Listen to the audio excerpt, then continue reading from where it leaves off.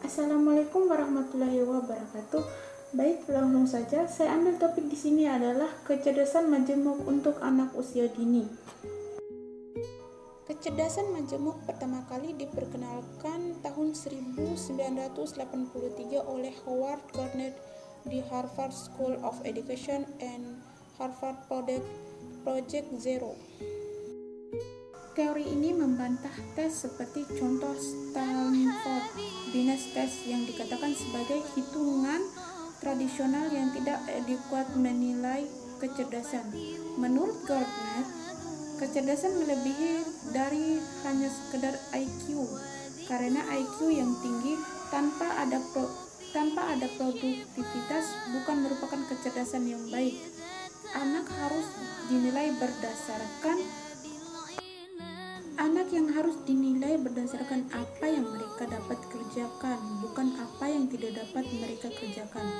Kecerdasan didefinisikan sebagai kemampuan untuk memecahkan masalah dan memiliki nilai dalam sebuah kultur masyarakat.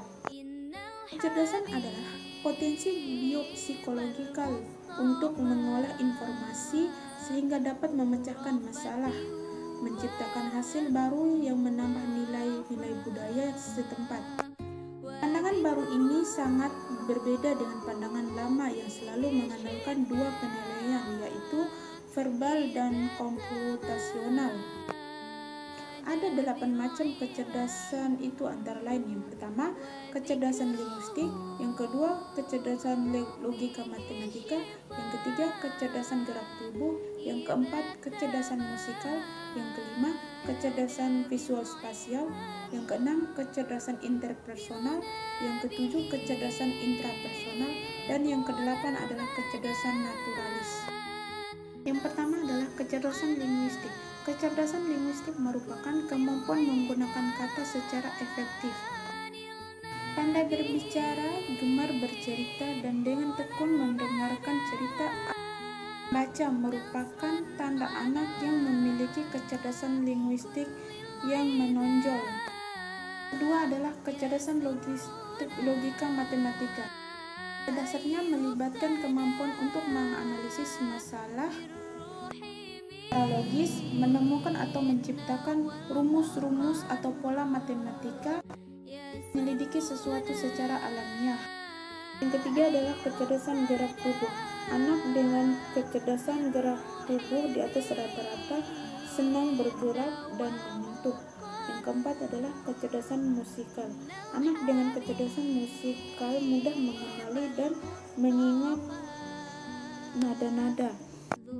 Juga dapat mentransformasi kata-kata melalui lagu dan menciptakan berbagai permainan musik. Ini adalah kecerdasan interpersonal. Kecerdasan interpersonal adalah kemampuan untuk bisa memahami dan berkomunikasi dengan orang lain serta mampu membentuk dan menjaga hubungan dan mengetahui berbagai peran yang terdapat dalam suatu lingkungan sosial. Ini adalah kecerdasan interpersonal. Kecerdasan intrapersonal merupakan kemampuan seseorang untuk memahami diri sendiri, mengetahui siapa dirinya, apa yang dapat dilakukan, apa yang dia ingin lakukan, bagaimana reaksi diri terhadap sesuatu situasi, dan memahami situasi seperti apa yang sebaiknya yang ia hindari, serta mengarahkan dan mengintrospeksi diri. Selanjutnya adalah kecerdasan naturalis. Anak dengan kecerdasan naturalis yang tinggi pada usia dini telah memiliki daya tarik yang besar terhadap lingkungan alam sekitar, termasuk pada binatang. Di usia yang lebih besar, anak-anak tersebut sangat berminat pada biologi, botani, ilmu hewan, geologi, meteorologi, paleontologi, atau astronomi. Selanjutnya, penilaian kecerdasan majemuk. Untuk mengetahui kompetensi dan potensi seseorang, Gardner memiliki konsep yang berbeda dari peneliti bidang kecerdasan sebelumnya. Hampir semua Hampir semua tes kompetensi dan potensi yang dilakukan sebelumnya berusaha untuk menetapkan dengan tes formal yang dilakukan secara seragam, dan sebagian besar instrumen pengujian amat bias karena menggunakan dua variabel penguji kecerdasan, yaitu linguistik dan logika matematika. Kesimpulan tentang kompetensi dan potensi seharusnya diberikan berdasarkan pengamatan yang bijaksana dalam lingkungan sosial secara individual. Tampaknya banyak yang mencoba untuk mengetahui potensi dan kompetensi yang dengan desain yang sebaliknya, yaitu menciptakan kebutuhan bukan untuk memenuhi kebutuhan akan pengetahuan terhadap potensi dan kompetensi seseorang.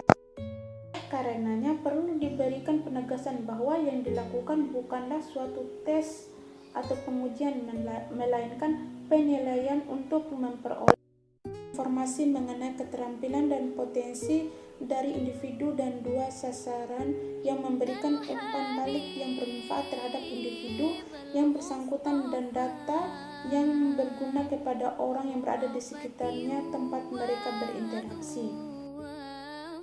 Mungkin itu saja yang dapat saya sampaikan. Kurang dan lebihnya saya mohon maaf. Wassalamualaikum warahmatullahi wabarakatuh.